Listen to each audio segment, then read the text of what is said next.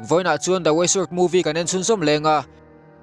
episode ma sa khan Dark Emperor atlan chiat thule Dark Soul lo chuna bul pathian ma saber pathum te zinga mi chu ti haran tum thu kan thli khau towa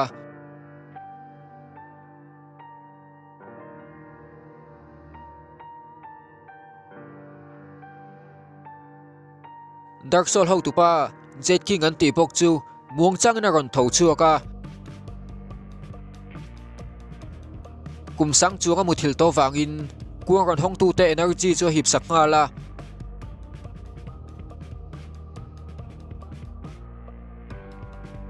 an vai chuan thingal vekin kum sang chu ka mu thil to wangin inti harna mo thua ron soipok rim taka Dark Soul rong an lo bol reng thina wangin midang ho chu ron faka chumi nu chuan Dark Soul power chak tak chu chunglama kap chuakin chu chuan van chu tuam hne hle ni in beina hun lam ron lang le in E7 leking le azirlai hlui po chu an lo line beina sa hle ya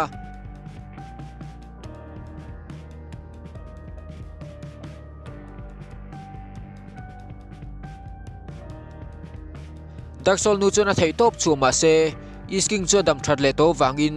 olsam takin isking chuan a hne thei ani isking chuan azirlai ngai nat pol takani thin thu khilin kong dika zo le nge ya be sei thu asoya ma se chuti lai chuan chunglama Dark Soul chak tak in kap chuak chuan hmuwa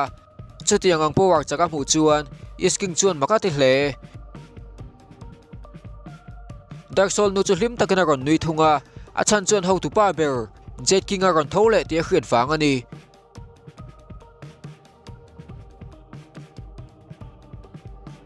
chu thil chu Western Heaven leking po chuan alo hmu ve a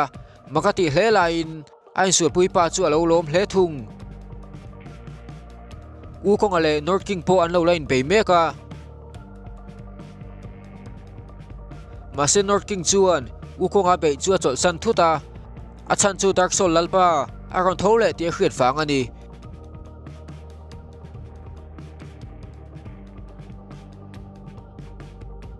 sa sin a po chuan lo hmu ve in anin do na chu ala top mai don lo ti kha thiam ngal pok Dragon Palace lam ron lang ve le in Dragon King pani tele an fa pa te pani chuan lo in mukhoma pathian thara lo piang ti chuan lo kha thei ani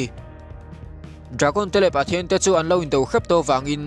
a ozo pa chuan Dragon ten film khurangai thu asoya ma se sau Dragon King le fa pa chu an lo nui mai thung Asura Kingdom lam lo lang ve le in Asura lal met King fanu sumoi chu rula ya chuan thila lo zirtir meka rula ya chuan in beng dai dana zirtira ti chuan asirla ya chuan rilro pe thei don ani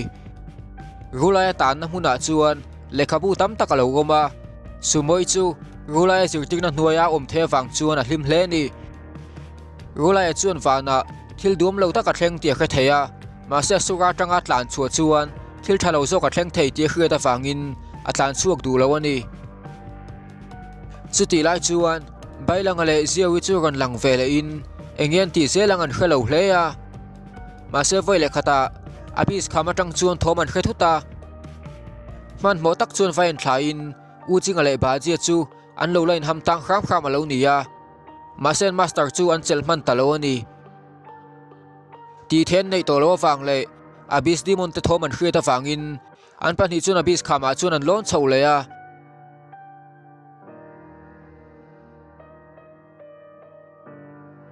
bailang chu lo chi a in a master chu ngai tu hle ya midang ho chu chukpui le a so mani ma se u jinga chuan abis khamwong chu underworld ani thu so in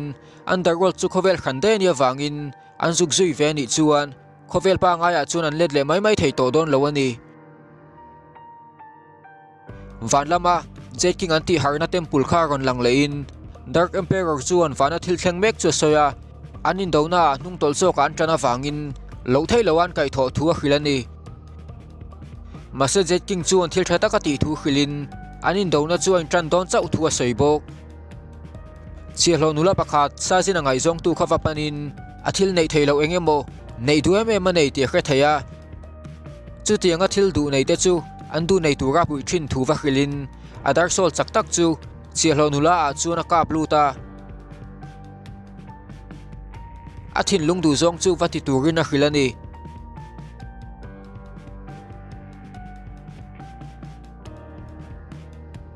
ti chuan Jet King chuan a thil ti tumbera ti tran to tur thu soin chu hmun atang chuan a thlok chuaka van chu a thu hnuai da vek atumani chuti lai chuan chialho nula po chu Dark Soul in a luak khato wangin alan dan a ron danglam veka power chakta ka nei pha bok vana Dark Soul te po chu mun khatan local khom meka an lalpa ber Jet King a local don wangani sasin a le Heavenly King dang te po chuan an lo thlir ve a pathian ma saber le van siam tu te zingami a ron thole chu makan ti hle a ma seng thil po thleng se longma chon zel an tumani West King po chuan a kut bul po chu hliam satlia mai mai ani thu soin thata kala be thei thu asoya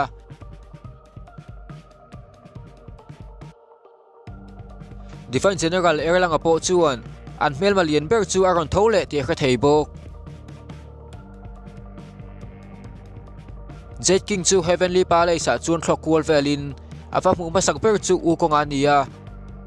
Demon chu tiang anga chak chu alah mu ngai lo wangin alam tanga va siam atumani mase wukonga chuan atiang chuan alo hol sona Jet King chuan wukonga chu be thama ngai lo wangin kalsan le mai tuma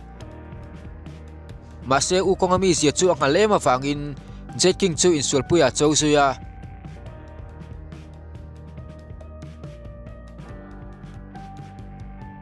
mase be na chuenga tan ma lo ngai lo ani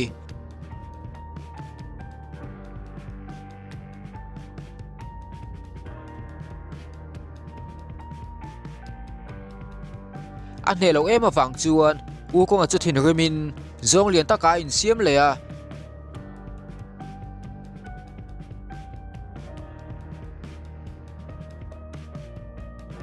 mase ol sam takin alo hne thei tho thung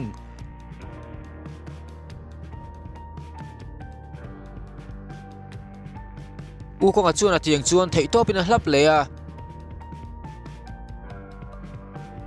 mase ol sam taka lo man sakin atiang chu lunga tichanga ati chiat sakta ni atiang ol sam taka ti chathei chu makati hleya wukonga chu tham kangin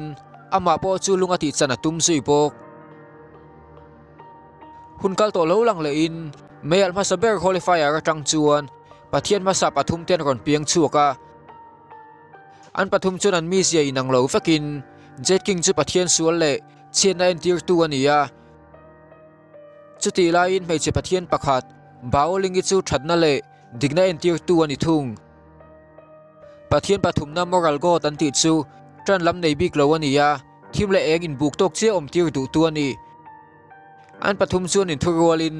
vanram chuan din hawa pathian dang te po an ron chuak ta zel ani mase pathian pahni te thil du chu ainan lo ema wang le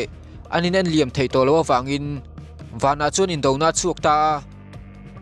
kumsa tam tak in dona chuan oin pathian tam tak an thia vanram po chu chevek trep to ni ti chuan pathian pathum na tran big nei lo pathian chuan anin dona chu thela vana thil thleng engkima chuan an pathum chuan in ral buai to lo tura in tiamin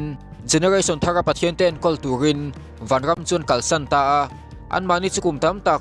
kuang chunga mu bawin tuna chuan thon thuang ba kan ni to lo ani zangai na le eng pathian nu baoling po chu ron har vele bok Jet King chuan wukonga chu lunga lo chan tir vek to a le a chuan pai thlain North King chu aron thleng zui ve nga la wukonga chu athi tak tak ke maron zo tani Jet King chuan in ti thei takin akut chuan nun na pek thei thu le alak thei thu asoya anu loka Dark Soul member tang po ron thlengin an lala ron mu chu alom hleya chu hun chu gai tak chunga nga to thu ron soibok Dark Soul hroi tu dang te po chu ron thleng khom zelin chibai na ron buka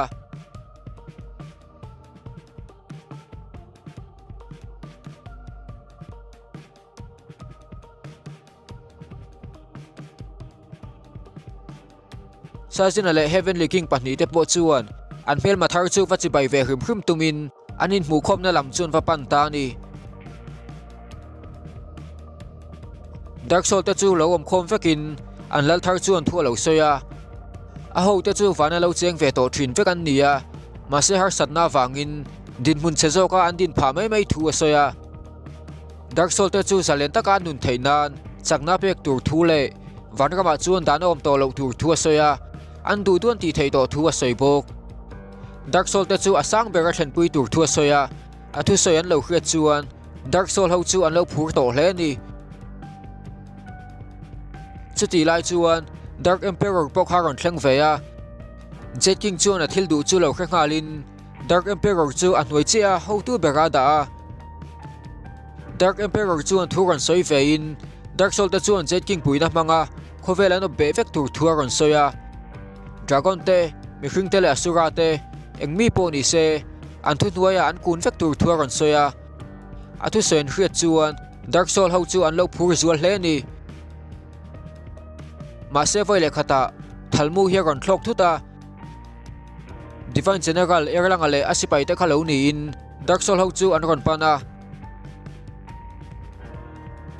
Sazin apo ron thleng zui ve ngalin East Heavenly King le West Heavenly King po an ron thleng ve ngala